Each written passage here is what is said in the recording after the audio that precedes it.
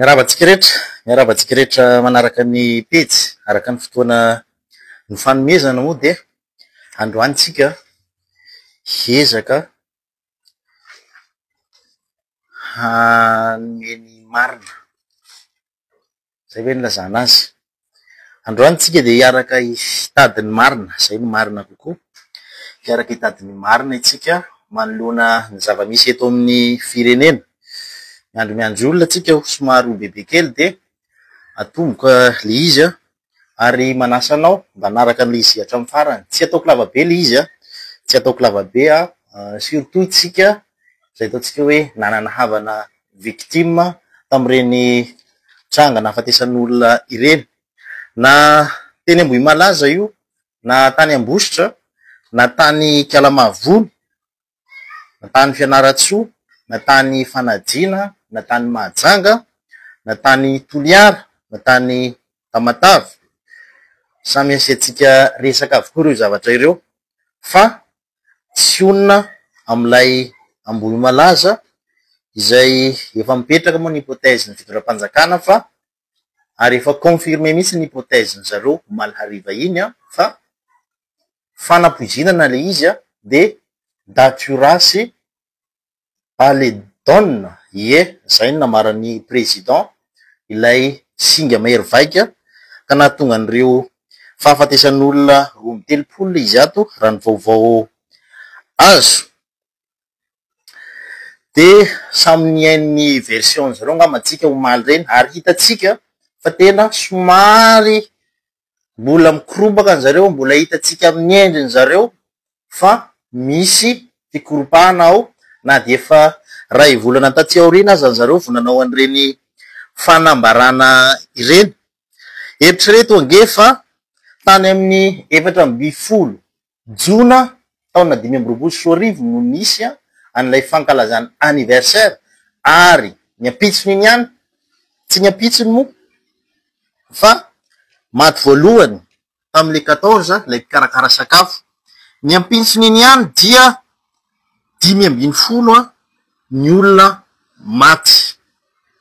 Fanontaniana voalohany apetratsika ny fitondram-panjakana aloha zao hoe naninona zany no tsy nisokafana ny fanadiadiana any fenoasina sy maman'ny fenoasina, satria ireo olona ireo no tomponantoka voalohany tamin'ny nahafatesan'olona. Satria maninona ny zareo tomponantoka ny zareo satria zareo ny karakaran'ny fety. Raha tsy nikarakara ny fety ny zareo dia tsy nisy fahafatesana olona, ary zaza tanora ho avin'ny firenena no maty vokatr'izay fikarakarana fety zay.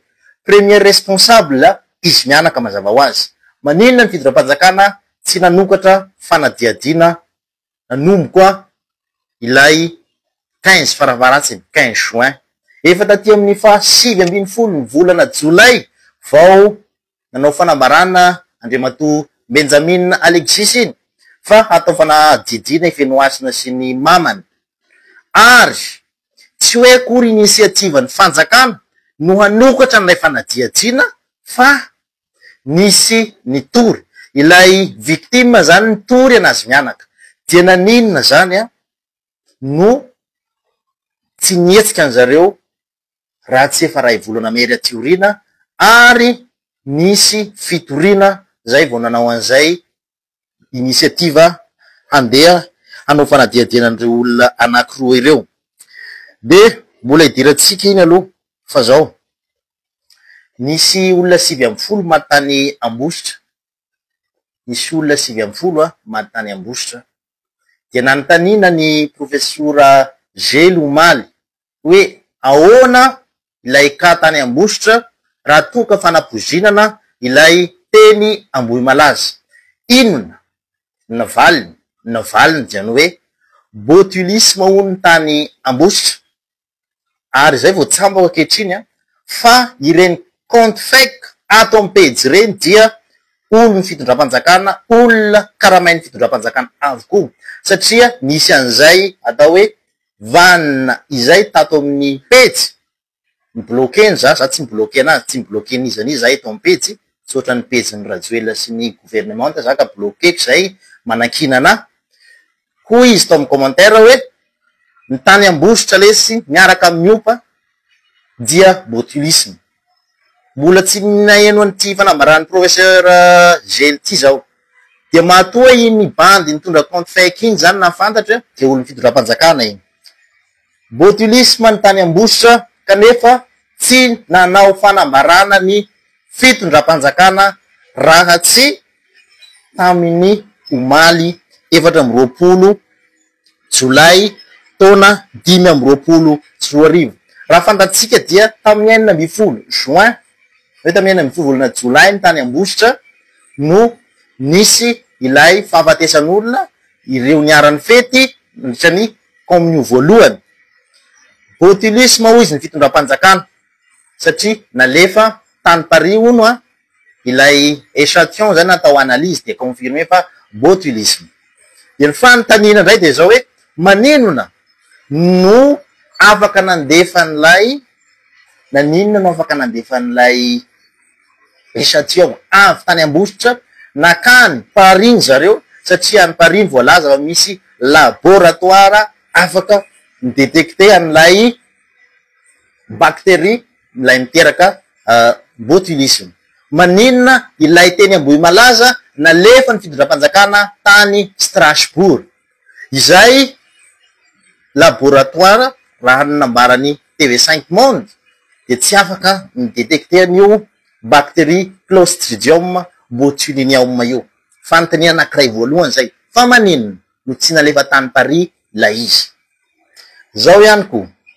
Botulisme hoy izy ny professeur Madagasikara dia ao anatin'ny OMS, Organisation Mondiale de la Santé.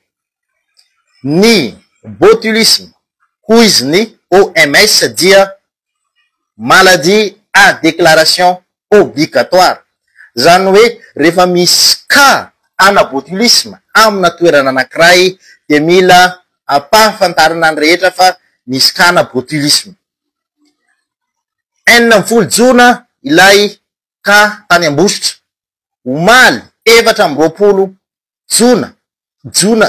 Jolay mo 20 Jolay vao nanao fanambarana professeur Gel ary tsy tonga dia nanao fanambarana ihany koa ny tenany fa nisokiry ny mpanao gazety mba ilaza an'izany zavatra izany hoe botulisme ilay tany ambositra. Midika zany fa ny fitondram-panjakana ny eo amin'ny ministera ny fahasalamam-bahoaka dia tsy miraharaha velively ny ainy vahoaka malagasy. Aretina grave zany botulisme zany mahafaty sarobidy ny aina kanefa dia tsisy raharainy ministera ny fahasalamam-bahoaka an'izany zavatra izany. Dia zao mahagaganay satria tao amin'ny sitiny OMS nijereko an'ity zavatra ity ary koa izao hoe sao dia mba izay no antony tsy nandefasany na hoe tsy nanaovany fitondram-panjakana déclaration an'ilay botulisme satria sao dia hanaovany OMS analyse ihany koa ilay kateny ambohy malaza satria mantsy ny OMS dia milaza toy izao ao amin'ny sitiny zareo surveillance et détection. L'OMS appuie le renforcement de la surveillance nationale et des systèmes d'alerte internationaux pour garantir une détection locale rapide des flambées et une réponse internationale efficace. Le principal outil de l'OMS pour les activités de surveillance, de coordination et de réponse est le réseau international des autorités de sécurité sanitaire des aliments qui relie les autorités nationales des États membres chargés de gérer les événements relevant de la sécurité sanitaire des aliments. Ce réseau est dirigé conjointement par la FAO et l'OMS. Des ondrais, à ton apport d'une assistance. L'OMS joue un rôle de coordonnateur entre les organismes internationaux, les experts, les laboratoires nationaux et les organisations aériennes et commerciales pour mobiliser les équipements, le matériel et les fournitures infrastructures nécessaires à la réponse et notamment à la fourniture et à l'administration de l'antitoxine de botulinum. Zany hoe ny OMS zany a rehefa ampandrenesiny autorité locale dia mihetsika an'zareo a ary manampy amin'ny fitsaboana amin'ny fitaovana rehetrarehetra ilaina amin'ny antitoxine. Toxine zany ilaina matia manampy ny OMS am'le zavatra izay.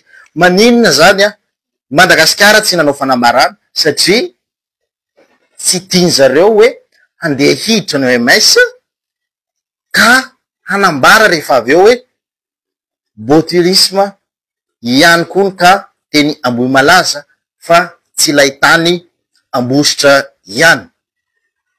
Zay hypothèse anakiraiky zay.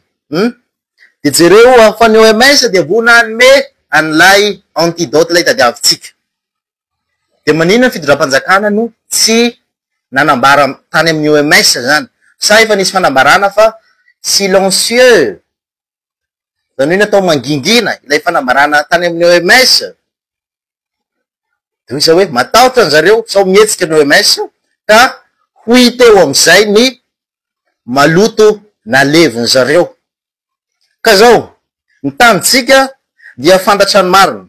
Afantatrany marina ny tanitsika hoy zao itsika mijanona scientifique. Mijanona ao scientifique tsika fa tsy hoe resaka fampisaviana ny tondratsika ny zavatra ty na hoe resaka papasosy ny tondratsika ny zavatra ity. Tsy hanao an'izany tsika. Tsy zany no hitondratsika anazy. Ka zao aloha mialohan'ny anoizako an'ilay kritika ve nazako anazy sa hoe famoazana ny marina sy ireo fanontaniana manetikitika atsika de zao ny zavatra ataotsika. Mino za fa misy havany victime mijery an'ty video ty mijery an'ny live ty. Mino za fa misy tompona andraikitra ambony ao, olona manana andraikitra lehibe eto amin'ny firenena. Mino za fa misy ao tsika avocat ireo. Ka voalohany indrindra de manao antsoavo aminareo havana nanana victime ny tenako, indrindra izay mbola manana marary tsaboina am'izao fotoana izao satria izay ihany no ahafahantsika mitady ny marina. Ka manao antso avo aminareo za. Ianareo avocat dia ilaina isika avocat satria Madagasikara dia tsy tany tandalana. Raha ny amin'ny firenena tandalana dia tsy mila avocat ngamba ity zavatra ty satria ny zavatra ataotsika dia hanao analyse indépendante tsika. Zany hoe mahaleo tena fa tsy akina ny fitondram-panjakana. Lay an'ny fitondram-panjakana efa tsy natorony atsika ny resultat, tsy nahita lettre itsika de leo tsika hitambatra. Satria rehefa mitambatra itsika vahoaka dia afaka hitatsika ny marina. Ary io fanjakana io itsika vahoaka no mahatonga an'io anjaka. Andao itsika hitambatra miantso anareo mpanao, ianareo avocat ny tenako ianareo mpanao gazety ihany koa mba hiara hiasa. Ny avocat raha misy tsara sitrapo anao bénévolat satria resaka aina no enjeu am'izao fotoana zao ka ilaina izay fitambarantsika malagasy amin'ny domaine isan-tsokajiny zay. Hanao analyse indépendante tsika de ny dikan'izay haka prélèvement am'ireo marary reo. Mila raha ahafahantsika manao analyse. De lay zavatra sosiko am'izao fotoana zao hoe moa ve avelan'zareo ao amin'ny HGRA hanaovana analyse ireo marary reo. Aoko fantatry ny tsirairay aloha fa ny olona rehetra dia manana safidy malalaka amin'ny toerany, amin'ny vatany. Ka raha ny marary le tompoko ny teny de mangataka amitsika mpitsabo mba hanaraka mizay lazainy. Ary mino za fa fantatsika mpitsabo rehetrarehetra zany fa na za te hanao geste anakiray amin'ny tsy marary anakiray ity, rehefa tsy mahazo ny consentement zao dia manao lettre zao fa nanda izy. Zany hoe mila hajaiko ny safidinay marary. Ka zay angatahana aminareo mpitsabo tompona ndraiky tara-pahasalamana ao amin'ny HGRA aoka ny marary mba avelanareo haneony safity malalaka. Ka io ilavana ny prélèvement io hanaovana analyse io. Andramatsika aloha ny Institut Pasteur antanitsika hoe ahoana ny possibilité an'le zavatra. Raha tsy mahita fikitsika de tambatra itsika rehetrarehetra handefasana ny prélèvement any fitondranomasina amin'ny toerana, amin'ny laboratoire afaka midetecte tsara hoe inona ilay poizina nahafaty an'ireo olona ireo. Satria zao mantsy ilay hypothèse ny fitondram-panjakana dia tsy de mampino loatra. Ka leo tsika mialanenina farany. Inona le mialanenina farany? Zany hoe manao ny démarche indépendante tsika, de am'izay fotoana zay rehefa hitatsika hoe tena mitovy tokoa ny valin'ny analyse izay natao, na ny nataotsika, na ny nataon'ny fitondram-panjakana, dia resy lahatra itsika am'izay fotoana izay hoe bravo ho an'ny fitondram-panjakana fa tena laza ny marina tamin'ny vahoaka tokoa ianareo na dia efa taty aorina aza vao naboakanareo hoe inona ny marina. Am'izay tsika mba tena tsy manana hiay ary afaka mitandrina indrindraindrindra rehefa misy fiarahana misakafo. Mba eritrereto ange hoe tsy resaka empoisonnement izany ilay teny amboe malaza fa intoxication alimentaire vokatry ny rupture ny chaîne du froid dia mbola ho tratrany ka ohatran'io foana itsika, mbola ho tratra foana, mbola ho tratra foana itsika. Ny teny moa ry zareo fitondram-panjakana hoe resaka boulangerie zany tsy possible na botulisme. Io izao hoe eny azo ekena zany fa possible ange hoe misy contamination tao e, zany hoe zavatra hafa no tratran'ilay clostridium botulinum dia infecté lay donate ilay lazainareo fa pâtisserie dia miteraka an'ilay botulisme ihany koa zany zavatra izany na intoxication alimentaire hafa. Zay aoka zava-mitsika am'izay. Nanambara moa zareo hoe ny ina ma tsy botulisme zany tsy miteraka flou visuel sa vision double, diplopie, fa ny teny zany zareo. Fa zao ny ambara de hoe trouble visuel no ateraky ny botulisme. Inona trouble visuel? Trouble zany de tsy normal. Zany hoe na manjavozavo ny masinao efa trouble zay, na mahita roa na telo masinao io efa trouble zay zavatra izay. Ka hoy zao hoe tsy tokony éliminetsika aloha lay botulisme na lay intoxication alimentaire raha tsy mahita valin'alan'izy avy amitsika isika, satria efa tsy azo antoka ny zavatra navoakany fitondram-panjakana. Mbola tsy natao prélèvement ny marary de efa nanambara nge ny zoky tsy haiko zandary iny le ny tantara be tao iny maly ariva iny hoe ohatrany mampiaya ihany le tranga tsy ohatrany tonga de maty rapide le olona. De aleo tsy teny zao hoe botulisme io zavatra io fa mila confirmation aloha, mila confirmation aloha na de mitovitovy amin'ny botulisme aza ny symptôme zay nahazo marary araka ny témoignage voaray, satria be deabe nandefa MP havan'ireo olona maty ka mbola andrasana foana ny MP avy amitsika mbola manana marary reo, fa isika reo no ilain'ny firenena am'izao fotoana izao mba hafana mamonjy ny hafa any aorinany. Raha nao analyse indépendante tsika, tsy hoe ianareo tompo marary no iantoka ny vola ito, fa itsika rehetrarehetra hitambatra, itsika rehetrarehetra hitambatra. Ny malagasy any ampitondranomasina any dia malahelo mahita ny Madagasikara ohatran'io.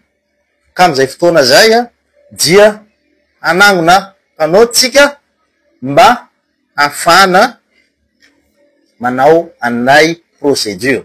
Raha sanatria midofotra moa itsika hita eo ny tokony atao ary manana fatokisana fa hoantsika mandefa MP aza atao compte fake le izy fa tsisy hivoaka ny identité anareo reo, tsisy hivoaka fa tazomina ho tsy ambaratelo tsiko tsika malagasy reo ary mamparary any ny zavatra mahazo ny firenetsika ity ka izay no mahatonga hoe andao itsika hitambatra ry avocat izay mazoto hanao bénévolat hanampy an'ireo havany marary reo, ry havany marary manasa antsika manainga antsika mavetratra mba hanome ny mararitsika, hanome échantillon na prélèvement ana raha io juste raha kely fotsiny mba ahafahantsika manao an'izay analyse indépendante izay le izy tsitsika resaka lay resaka papasosy lay resaka hoe famosavia empoisonnement ito fa tadiavintsika hoe inona ny zavatra tena nisy marina de zao zavatra isitsika resaka ihany le resaka omaly nilaza ny zalahy tao amin'ny plateau tao fa hoy izy ny zareo hoe famotsaviana le izy lonilony efa tany amin'ny 2016 ony satria tamin'ny 2016 ony nisy misy famiany zareo zany maty vokatry n'izay famotsaviana izay de namaly faty zany le anankiray ity namaly faty ka natonga an'ireo faty olona be reo raha ny vaovao mandeha koa de hoe tsy hoe vaovao mandeha moa fa raha nyresaka any zareo tao maly any zany hoe mikropa angeny zareo hoe efa ray volana na ny manana mbola ireny zavatra nyteneny zareo hoy izy ny zareo hoe donata anankiroa no nasin'le ramatoan'le beladonna miaraka amin'ny datura zany tena ninona zany ny olona tao amin'ilay anniversaire ny akabeazany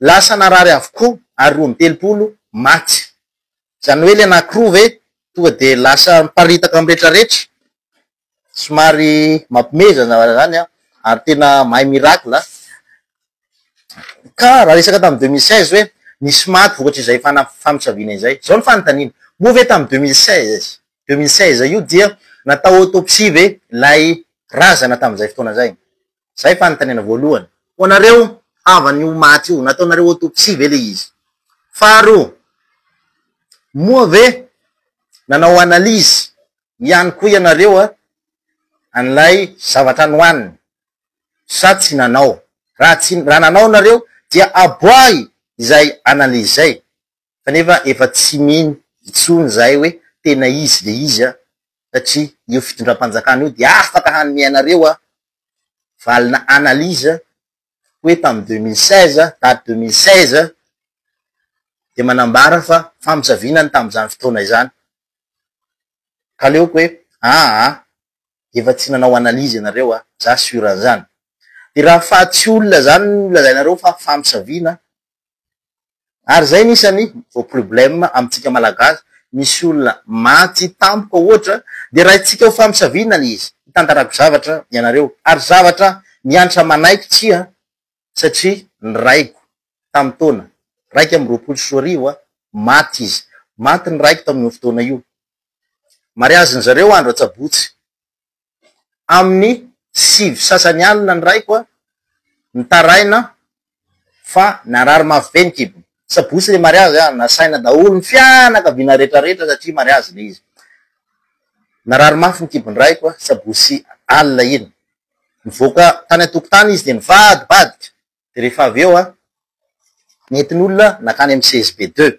tany ambanivohitra za tsy au courant ninina tsy natsony zareo zaho tamin'izany fotoana izany za koa nipetraka lavitra ny ray aman-dreniko la nianatra dia natahotra ny zareo ohatran'izany hoe so de tahitra be izy fa tamin'izay za moa tsy afaka nanome tsiny fianakaviako ohatran'izany hoe naninona za tsy natsonareo fa raha natsonareo nge za de mbola velona teo iny raitsika iny fa tsy nanome tsiny an'zareo za de ny hypothèse ny zareo tamin'izay fotoana zay niantso ana maraina tomany be ny reniko ny piraitapo amiko hoe namotsavian'olona nge izy etc ohatran'izany fialonana eto de teo za namotsavian'olona ohatrany ahoana ho any zavatra nisy tena nambara zareo tamin'izay fotoana zay hoe narary be ny kibony teny vadibadika naterina teny amin'ny CSB2 de zay no mikitsiny hoe ianareo ary hafatra moa zany satria lesina le izy hafatra anareo infirmier am'ireny CSB CSB2 reny raha misy aretina gravy avy dia pakaro makany amin'ny hôpitaly be fa zatazominao rehefa tsy mita solution ianareo rehefa tsy afaka rehefa soulagenareo nefa tsisy fivoarana dia alefasany amin'ny hôpitaly be fa nitazomin'ny infirmier tao amin'ilay CSB2 le izy tsisy dokotera tao dia amin'ny folo maraina mbola tao foana le raiky tam'izay fotoana zay de maty izy ary zavatra nisy ono le narary kibo iny de le kibony niamafy be ohatrany tony rindrina tony zay ny fitantarany neny koa azy de eo am'izay zao hoe okeo karakaraitsika ho any razana zao karakaraitsika izy fa leo rehefa tapitra vita ny fandevenana miresaka atsika vita ny fandevenana de miresako ny zareo hoe zao ange no nahazo azy esory tamy sainareo izany mosavy izany fa izy dia efa mitaraina areti-mbavony foana ka ny zavatra nahazo azy ino de lay areti-mbavony fa tsy compliqué le aretina de niteraka péritonite zany hoe perforé lay vavony de nakaty amin'ny péritoine ty daholo ny contenu gastrique de niteraka ny péritonite le izy zay na tonga ty ventre en bois manao médecine mahafantatra zany zavatra izany zany hoe raha nentina natahany raha tonga tany amin'ny hôpitaly be sy asio ohatra lay raiko de tsy maty izy tam'izay fotoana izay tsy tonga de any amin'ny bloc dia afaka ny sauvena fa misy nijanona teo ny olona koa mbola ny hoe mosavy io mbola nasisy zareo fanafody gasy raha tam'izany fotoana izany le fianakaviana de vao may ny agravean'ilay aretiny ka vao may nanamoran'ilay fahafatesany satria vaky ny estomac misy perforation dia ilay zavatra ampidiritsika any reny misy microbe dia any amin'ny péritoine daholo zay le izy fa idioko le parenthèse koa zao hoe aoko itsika tsy niny fatany hoe rehefa misy olona manty ino ty matampoka dia everitsika fa mosavy le izy misy antony le izy anankiray zay fa nikaty iny ambohy malaza olona maromaro ka tsy hoe zavatra tany amin'ny 2016 akory efa tany amin'ny 2016 efa 2025 tsika zao no handeha zany hoe raiky amin'ny folo taona tiorina ve zay vao hetsika an'zareo hoe aleo handeha amalifaty am'izay ranga zavatra tsy mitombona zany fa tompona ndraikitra voalohany ny fitondram-panjakana manoloana an'io zavatra io averiko foana tompona ndraikitra an'zareo satria naninona satria tsy nanokatra fanadihajiana tsy nanokatra fanadihadiana mombany mamany fenoasina ary zao milaza ny olona fa tsy hoe ny olona moa zareo tao amin'ny plateau tao ihany hoe ny fenoasina tsy ny sakafo olona tsy ny sakafo maninona ny lazainareo fa marary be ao amin'ny hôpitaly ary am'izao za de tena mino lasa miamino za hoe tena faux malady izy io faux malady ny azy io faux maladie no nataony fa tsy mitombona zany hoe olona tsy mihinana an'ilay donaty izay lazain'ny président Rajoel fa anisan'le poizina no harary mafy sous oxygène ao amin'ny hôpitaly tsy mitombona zany nalainona sary ifenoasina tsy azo atao aloha ny makasary zay tsy azo atao ny makasary aoko azavy iny ianary efa lalàna de lalàna fa na izany aza maninona raha nytenenina ny olo hoe tsy azo atao ny makasary fa ifenoasina misy ny nafindranareo chambre diky zany fa misy zavatra tsy milamina ao de zao ihany ko fitondram-panjakana milaza ny toniany fitsarana omaly fa efa niaiky ny elony reo olona ireo fa ny zareo no nanome beladaona sy datura an'ireo olona 23 maty maninona ary no mbola ataonareo fanadiadiana indray mamany fenoasina sy fenoasina efa fantatrareo ange ny olona meloka de fanadidinina indray no atao am'jareo raha zany tsisy antony lavana ny fanadiadiana tsony de hoy zao hoe tena efa niezaka nareo nandritry ny ray volana nanomana an'ilay film angamba mety misy tournage foana ino moa ty misy répétition foana isan'andro isan'andro fa mbola iny ihany ny vokatra azo, mbola iny ihany. Jereo angera joel kozinina zasa irana misy za hoe tena ohatrany mbola sarotry noho ny raisonnement clinique ao aty zany raha ohatra ianao misy marary eo de hoe ahoana mbola sarotra misy le fomba fitantarany andra joel anazy zany a magaga le izy. De nilaza ihany koa moa zareo fa lasa labo anankiroa le izy a nefa tamin'ny voalohany de laboratoire anankiray ka mahagaga zany zavatra zay. Ary zao misy kana intoxication ohatra ny tony any amin'ny firenena mandroso dia ampahafantarina ny rehetra naiza naiza io. France nisy kana intoxication alimentaire taorinan'ilay teny amboe malaza iny zay raha tsy diso ny finadidiko zany hoe ho vetivety ihany koa. Androany lay intoxication alimentaire fa quelques heures fotsiny dia nandeha hitanao tany amin'ny TF1 ilay vaovao hoe nisy intoxication alimentaire izao no niteraka an'le izy, tonga de fantatra hoe inona nahatonga an'le izy.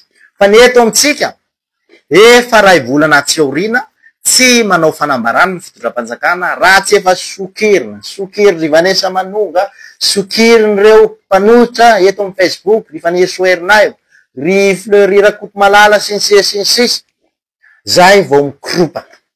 De ho iziny zareo hoe afaka samy maneho hevitra avokoa fa misy lalàna ny tany ka hoenjena izay tsy manara-dalàna. Inona moa tsy fanarahana-dalàna am'izao? Maneho hevitra mametra-panontaniana zao. Toy zao hoe okay zany raha izany ny hitanareo fa mety manakatra olona dia Andriamanitra ilay inoanay ane, lay Andriamanitra inoanareo iantsaranareo velatsy io koa ane, hamely anareo fa izay tsy amalifaty fangina. Zay le izy. Ka hoy zao hoe aoka itsika ry vahoaka hiaraka hirahina, aoka itsika hirahina hoa andeha itsika hitambatra aveliko foana ty ianareo fianakaviany marary alefaso MP satria ny voaraiko ato dia olona nanana fahoriana avokoa ka miandry ianareo zay mbola manana marary reny tompoko hanampy ianareo zahay ahafahantsika mitady ny marina. Raha ianareo mieritreritra ohatra ao andohanareo ohatra hoe famisaviana le izy kanefa tsy famisaviana le izy mampalahelo zany zavatra izany satria maninona, satria na zatria aza fantatry hoe olona ty nanao ratsy ana dia haratra foana ary hosorena foana aho rehefa mahita an'iny olona iny.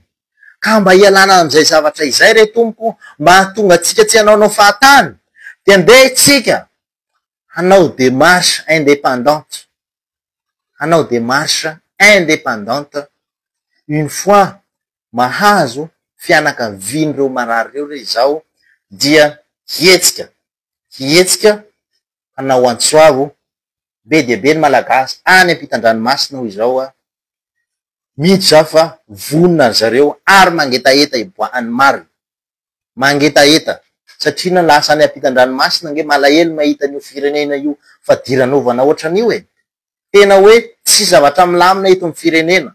Kolikoly tsy lazana intsony délestage izay nisany mahatonga an'ilay intoxication alimentaire ary ny jirama dia tsy afaka miala amin'io zavatra io. Andriamatoa ino ma tia gely moa dia efa miary ny jirama izy ho ny ka ny tany ambositra hoy izy hoe le tontine sa inona avy any Tamatavo mitondra an'ilay mortadelle ho entina hohanina any ambositra.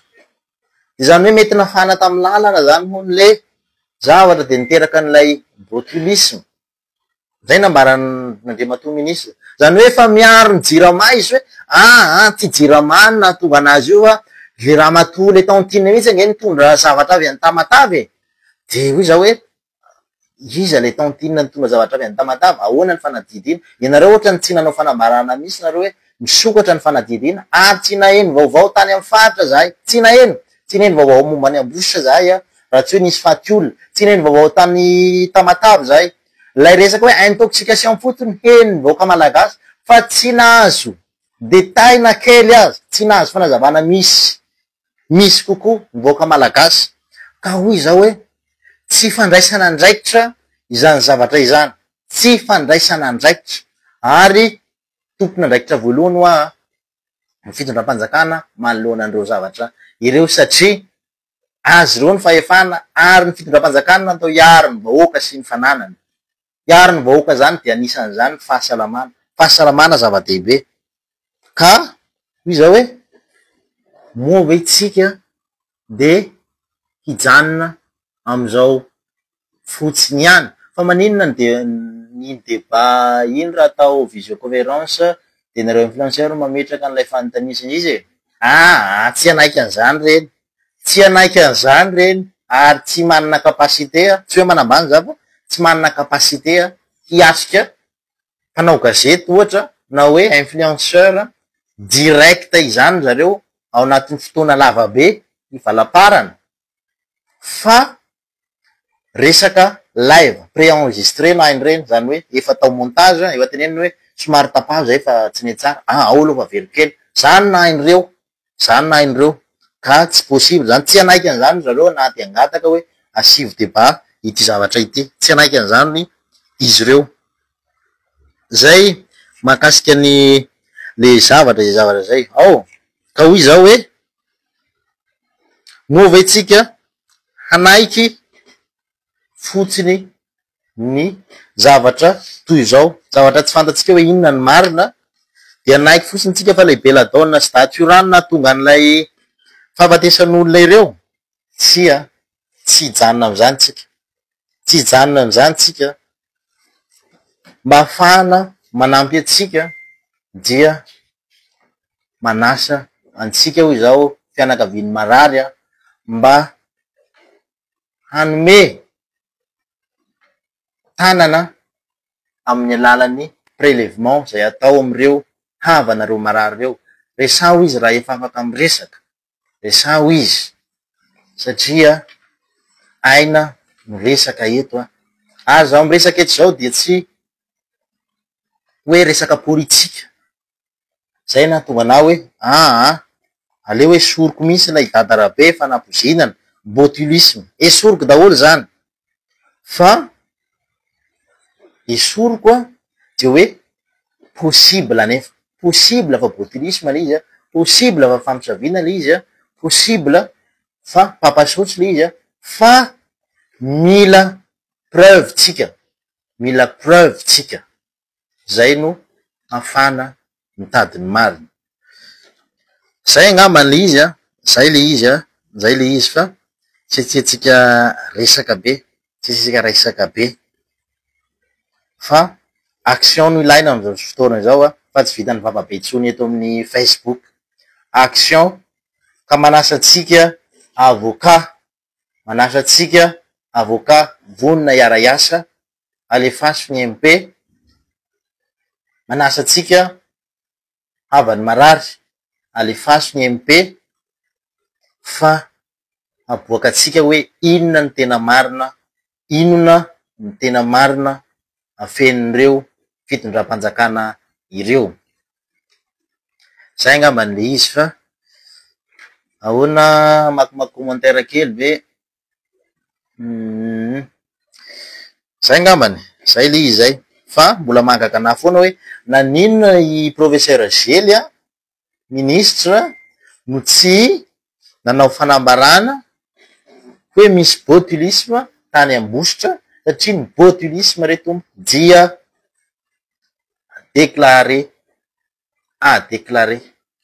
déclaration obligatoire, ary rehefa maheno ny OMS de mandray antanana manampy ny pays membre, ka matoa ny fitondram-panjakana tsy nanao an'izany déclaration zany de misy zavatra felina re ao tompoko, tsy zany namorona hoe manampy ny OMS ao amin'ny site ny OMS mihitsy hoe manampy ny zareo na amin'n'ilay antidote aza dia manampy ry zareo. Maninona ny fitondram-panjakana no tsy ny contacte ny OMS satria tsisy raharainy izy reo ny vahoaka malagasy na dia faty miparity miripaka aza. Zay ny conclusion. Tsisy raharainy zareo azany hoe malagasy maty zany. Raisy kohatry somary mivoaka kely ny teny ambohy malaza sy ambositra ikalamavony tany mazonga izy ty tsy resaka intoxication alimentaire. Ohatra ireny olona nandeha sambo reny. Inona ny atsika natao fitondram-panjakana manoloana ny sambo tsy hita nitondra olona. Tsisy aiza ny mpiariny vahoaka, tsy haiko hoe iza ny tompony andraikitra, aiza ministry ny pony na ministry ny pony, aiza izy am'izao fotoana zao. Misy vahoaka niaran-doza any move nandeva helicoptera ny fitondram-panjakana ohatra nandeha nijery an'ireo sambo ireo, mbola sambo ihany koa nalefa andeha hitady anazy. Maninona raha nandeva helicoptera sa hoe tsy afaka mandehany mambony ranomasina zany hoe altitude ambanimbany lay helicoptera, tsy fantatro zany. Fa zany hoe tsisy raha iny zareo ny ainy voaka malagasy zany, tsisy. Ka mila mietsika tsika voaka malagasy ary everiko foana fa itsika no tompony fahefana ary isika no manome fahefana azy ireo. Ka naiky foana tsika hambakaina, hampadoina, hilazana lainga isanandro zao dia hanapatra ny heriny izy ireo. Ka nde tsika hitambatra mba hahafahatsika mitady an'izay marina izay. Averiko foana liavany manamanjo, tsy rery anareo, tena tsy rery anareo fa izahay dia miray fo aminareo, miray fo aminareo izahay. Ka manasantsika re tompoko mba hanampy anay amin'ny fitadiavana ny marina. Inareo avocat manasantsika mba hiara-iasa aminay hanao an'io analyse indépendante io mba ahafahantsika hoe tena poizinany belladonna sy datura koa ve io zavatra io sa zavatra hafa. Raha datura sy belladonna tsy olana zany, farafaratsiny tsika mba afapo manahita valina analyse mitovy am'zareo ohatra. Raha tsy mitovy sanatria zany dia hoy zao hoe fotoana zao ry voaka malagasy tsy anakehtsika itsony ny fanaovana tsinitsinina, ny famonoana amin'ny fomba kolaka ny vahoaka malagasy. Zay ngamba niavatro. Ka tsy ho lava resaka aho ary nisafidy misy zaho hoe aty amin'ny farany, aty amin'ny faraparany aty satria aty amin'ny farany zay vao be dia be ny olona satria vao manomboka izy olona vitsikely ny eo fa aty amin'ny farany be dia be ny olona. Dia hoy zao hoe andehitsika hanome hamoy minitra anankiray fotsiny ho an'ireo maty vokatr'izay fanampoizinana na fahampoizinana izay na tany ambositra io, na teny ambohy malaza, na tany mazonga, na tany toliara, na tany fianaratsoa, na tany kalamavony. Andehitsika angina ray minitra mba ho fiaraha miory amin'izy ireo.